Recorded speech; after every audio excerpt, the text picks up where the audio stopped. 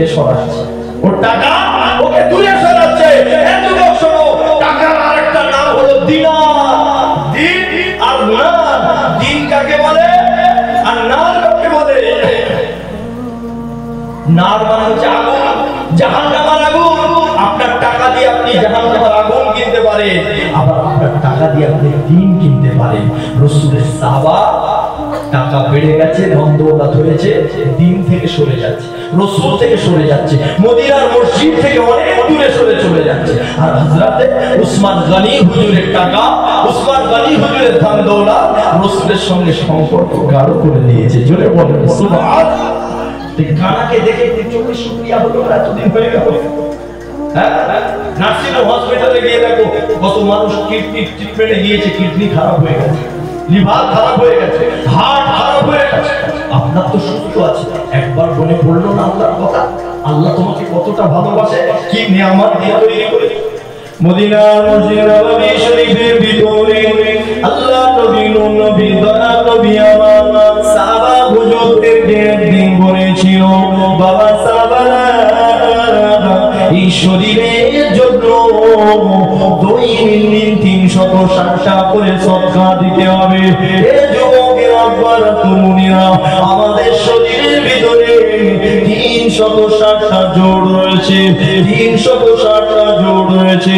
Spinal cord, শিরদাঁড়ার হাড়, এতে কটা জোড় রয়েছে, এতে কটা হাড় রয়েছে, 24টা হাড় রয়েছে। এই যুবক আল্লাহকে জিজ্ঞাসা করো, আল্লাহ কেন সেই স্পাইনাল কর্ডের হাড় আপনি 24টা দিনে, কেন 23টা দিলেন না? আল্লাহ বলে রাত দিন 24 ঘন্টা, আমি আল্লাহ রাত আর দিন মিলে 24 ঘন্টা করেছি, তাই আমি আল্লাহ 23টা দিনে রাত দিন 24 ঘন্টা তোর মাথার ভেতরে আমি আল্লাহ থাকবো, অন্য কেউ থাকবে না।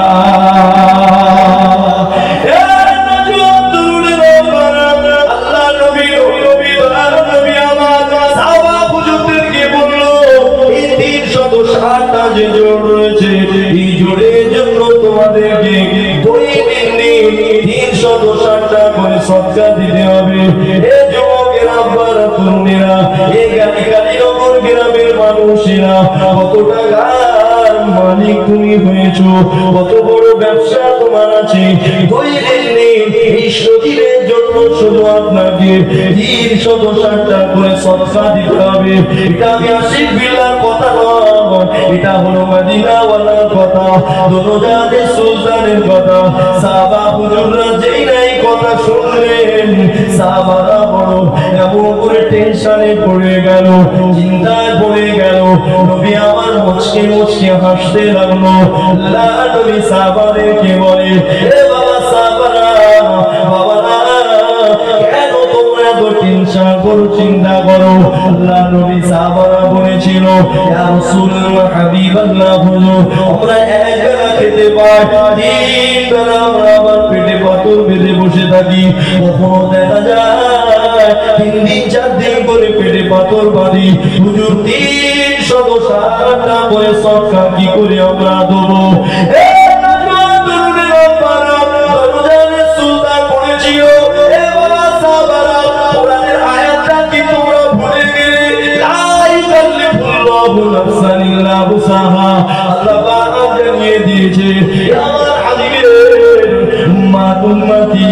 আমি আল্লাহ পাক তোদের জন্য এমন করে এমন কোন আইন করিনি, এমন কোন আদেশ দিইনি, আমি আল্লাহ পাক এমন কোন আইন করিনি যেটা তোদের উপরে চাপ হয়ে যাবে, যেটা তোদের উপরে ভারী পড়ে যাবে। এ যুবকেরা, আল্লাহ গরিবকে যাকাত দিতে বলেনি, আল্লাহ ধনীকে যাকাত দিতে বলেছে। গরিবকে হজ করতে বলেনি, আল্লাহ ধনীকে হজ করতে বলেছে। আল্লাহ পাক দুর্বলকে দাঁড়িয়ে নামাজ পড়তে বলেনি, দুর্বল তুমি বসে নামাজ পড়ো, তুমি আরো দুর্বল হয়ে গেছো, তুমি শুয়ে শুয়ে ইশারায় নামাজ পড়ো, তুমি এমন করে ঘর থেকে 82 কিলোমিটার রাস্তা দূরে চলে গেছো। আল্লাহ বলে কোথায় থাকবি, কি খাবি, কোথায় ওযু করবি ঠিক নাই, তুই মাটিতে হাত বুলিয়ে তায়াম্মুম করবি। আর জোহরের নামাজটা 12 রাকাত 2 রাকাত পড়বি, আমি আল্লাহ 12 রাকাতের সওয়াব দেব। আল্লাহ বলছে এমন কোন আইন করিনি তো তোমাদের জন্য যে তোমরা টেনশন করবে, তোমরা চিন্তা করবে। অন্য নবীদের জন্য কঠিন ছিল, অন্য নবীদের জন্য কঠিন ছিল, অন্য নবীদের উম্মতের জন্য। তারা জিকির করলে মসজিদে গিয়ে জিকির করতে হবে, তারা আসমানি কিতাব যদি পড়ে মসজিদে গিয়ে পড়তে হবে। তাওরাত, জাবুর, ইনজিল আসমানি কিতাব তো, আমাদের যারা কোরআন তাদের তখন ছিল তো, সবগুলো পড়লে নাকি হয়তো তো তারা বাড়ি বসে পড়লে হবে না, মসজিদে গিয়ে পড়তে হবে। আল্লাহ আমার নবীর চেহারার মহব্বতে, আমার নবীর ইশকে দিওয়ানা হয়ে আল্লাহ বললেন হাবিব যাও তোমার উম্মতের জন্য গোটা পৃথিবীর জমিনটাই মসজিদ করে দিলাম। জোরে বলেন সুবহানাল্লাহ। যেখানে দাঁড়াবে সেখানেই নামাজ কবুল হবে, যেখানেই কোরআন তেলাওয়াত করবে সেখানেই কোরআন তেলাওয়াতের সওয়াব পাবে, জিকির যেখানেই করবে সওয়াব পেয়ে যাবে। আল্লাহ নবী সাহাবাদেরকে বলছে বাবারা টেনশন করবে কেন, চিন্তা করবে কেন? এমন কোন আদেশ আল্লাহ দেয়নি যে বান্দা টেনশনে পড়ে যাবে, বান্দা কষ্ট হবে। আল্লাহ নবী সেদিন একটা কথা বলেছিল, হে বাবা সাহাবারা শুনে রেখে দাও বাবা, 360টা করে সদকা তো দিতেই হবে, তবে টেনশনের কিছু নাই বাবা। তোমরা একবার আলহামদুলিল্লাহ বলবে, একটা সদকা হবে। আল্লাহ নবী সাহাবারা খুশি হয়ে গেল, বড় আনন্দিত হয়ে গেল। কেননা তাদের কাজই ছিল সুবহানাল্লাহ বলা, তাদের কাজই ছিল আলহামদুলিল্লাহ বলা, তাদের কাজই ছিল কোরআন তেলাওয়াত করা। তারা যখন বাজারে যেত আর তাদের বাড়ি যদি কেউ খুঁজতে আসতো, বিবিরা বলতো বাজারে গিয়েছে, এক্ষুনি আসবে, একটু ওয়েট করে যাও। তারা যখন মসজিদে থাকতো তাদের বাড়ি যদি কেউ খুঁজতে আসতো, বিবিরা বলতো মসজিদে আছে, আপনি বাড়ি চলে যান, কখন আসবে ঠিক না।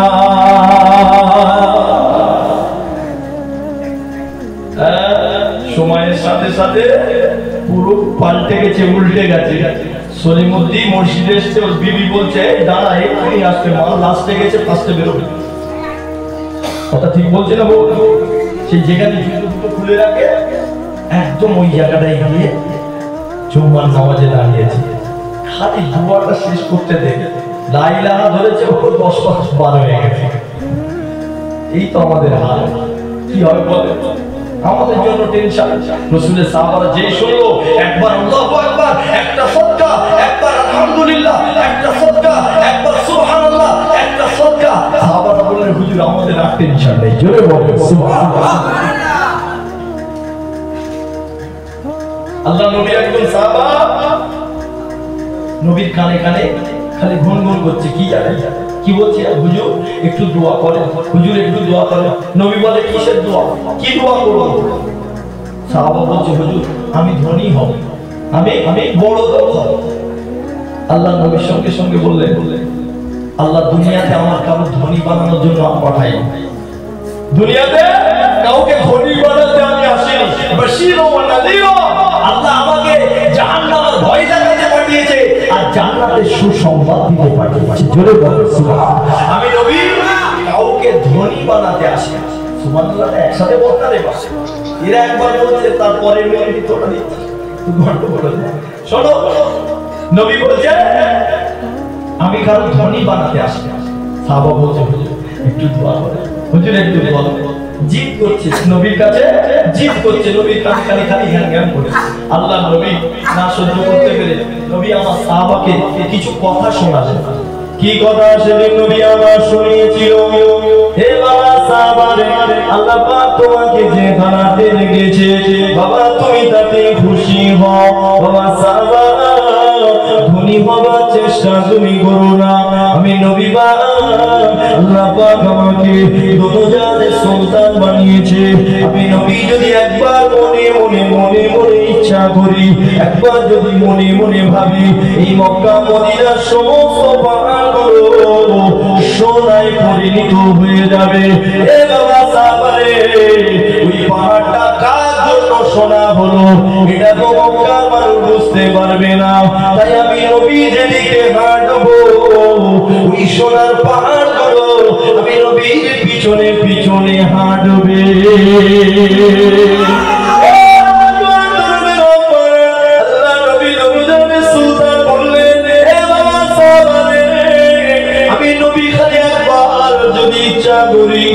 আমার লাইফ স্টাইল পাল্টে যাবে, আমি নবী এমন করে নরম গদিতে শোবো, দামি দামি খাবো, দামি দামি জামা পরবো, কিন্তু আমি নবী একবারও ভুলে গিয়ে ওই চিন্তা ভাবনা আমি করি না। কেননা এই দুনিয়ার জমিনে আমি নবী বেশি আরাম করতে আসিনি, আমি নবী আরাম ফরমাতে আসিনি। আমি নবী যখন খেতে পাবো আল্লাহ পাকে শুকরিয়া করব, শুকরিয়াকারীকে আল্লাহ ভালোবাসে। আমি নবী যখন ক্ষুধার্ত থাকবো তখন আমি সবর করব, ইন্নাল্লাহা ইউহিব্বুস সাবিরিন। নিশ্চয় আল্লাহ বলে আমি আল্লাহ পাক সবরকারীকে খুবই মহব্বত করি। আমি নবী পাক চাই, আমি নবী পাক চাই কোন রকমে আমার জীবনটা কেটে যাও, কোন রকমে হায়াতটা ফুরিয়ে যাও, দুনিয়া থেকে বিদায় নিয়ে চলে যায়। এই যুবকেরা মাঝখানে আরেকটা কথা শুনিয়ে দিই, আল্লাহ পয়গম্বর নবী মুসা আলাইহিস সালাম রাস্তা দিয়ে হেঁটে হেঁটে যায়, এমন সময় দেখতে পায় একটা বুড়ি মা কাঁদতে লেগেছে। বুড়ি মার সামনে একটা লাশ শোয়ানো রয়েছে, ওই লাশটাকে সাদা কাপড়ে ঢাকা আছে। বুড়ি মার কান্নার স্টাইলটা কেমন ছিল, আমার সোনা মারা গেল, আমার কচি মারা গেল, আমার কচি বিদায় নিল, এরকম ভাবে বুড়ি মাটা কাঁদতে লেগেছে। আল্লাহ পয়গম্বর নবী মুসা আলাইহিস সালাম এমন করে বুড়ি মার কান্না দেখে অবাক হয়ে গেল। বুড়ি মার পাশে গিয়ে বসলো। বুড়ি মা কেন আপনি কাঁদেন? বলে আমার কচি বিদায় নিয়েছে, আমার কচি ইন্তেকাল হয়ে গিয়েছে।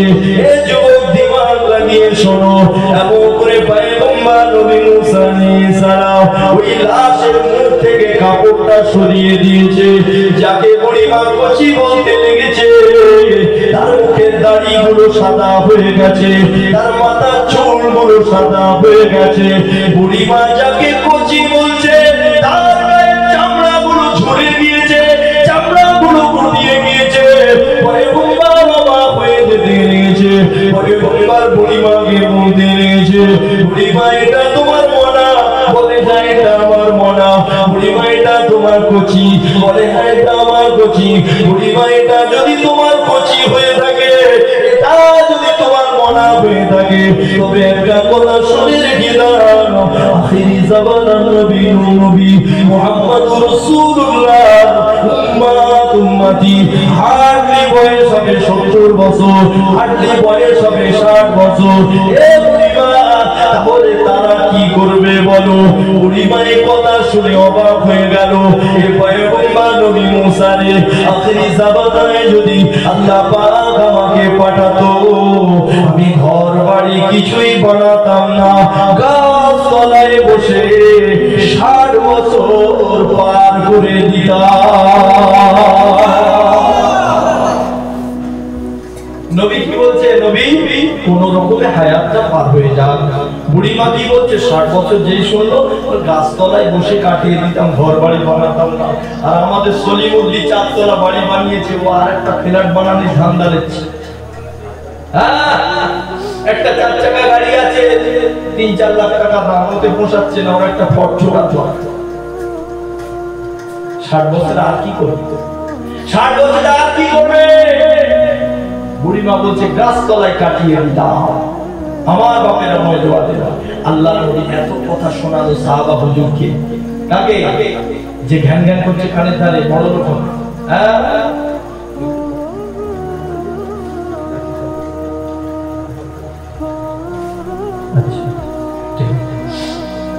সাহাবা ঘ্যান ঘ্যান করছে। আল্লাহ নবী ওই সময় সাহাবাকে বলছে, সাহাবা নবীকে বলছে, হুজুর আমি গরিব দেখলে সহ্য করতে পারি না। হুজুর আমি গরিব দেখলে আমার তো পড়ে যায়, কষ্ট হয়। এতিম দেখলে আমার কষ্ট হয়। আমার বাপের আমার জোয়ানেরা যদি তোমার গরিবের পাশে দাঁড়ানোর ক্ষমতা থাকে তুমি দাঁড়াও। আল্লাহ বড় লোক করে দিলে তবে তার উপকার করব, এত বাড়াবাড়ি করতে হবে। কথা বুঝতে পারছো? বড় লোক বললে গরিবের পাশে দাঁড়াবো, ওটা অনেক দূরের ব্যাপার। বান্দার জন্য আল্লাহ যথেষ্ট। কিন্তু সাহাবা বারবার বলছে হুজুর দোয়া করো। যখন গরিবের কথা বলেছে, যখন এতিমের কথা বলেছে, নবী দোয়া করে দিয়েছে। আমার বাপের আমার নবীর দোয়া শর্ত করে কবুল হয়ে গেছে, কবুল হয়ে গেছে। সাহাবা দুম্বার দল, ভেড়ার দল, ছাগলের দল বরকত হতে লেগেছে।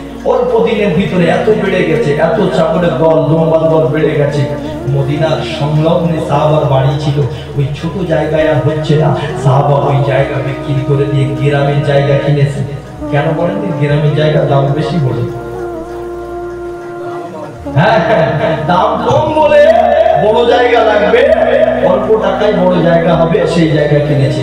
মদিনার মসজিদে 5 ওয়াক্ত নামাজ পড়তো সাহাবা, এখন শুধু 2 ওয়াক্তে আসতে পারে, 3 ওয়াক্ত আর আসতে পারে না। এদিকে নবীর দোয়া কবুল হয়ে রয়েছে, আরো বরকত হতে লেগেছে, আরো বরকত হতে লেগেছে। গ্রামের জায়গায় হচ্ছে না, একটা জলা জমি কিনেছে। জলা জমির দাম আরো বেশি, তাই না? আরো কম। যার জলা জমি কিনেছে, অনেক বড় জায়গা কিনেছে, যে মদিনার মসজিদ থেকে আস্তে আস্তে ওর টাকা ওকে দূরে সরাচ্ছে, ওর টাকা ওকে দূরে সরাচ্ছে। টাকার আরেকটা নাম হলো দিনার। দিন আর নার। দিন কাকে বলে আর নার কাকে বলে? নার মানে হচ্ছে আগুন, জাহান্নামের আগুন। আপনার টাকা দিয়ে আপনি জাহান্নামের আগুন